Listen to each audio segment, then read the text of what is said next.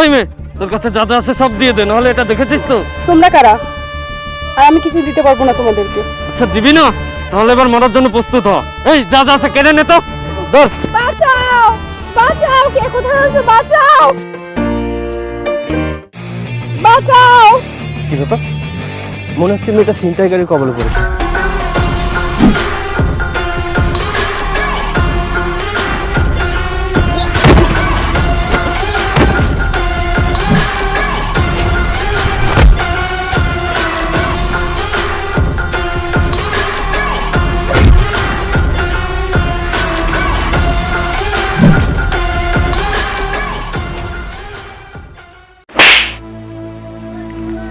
কি হলো ব্যাপারটা? আমাকে কি তোর বোকা মনে হয়?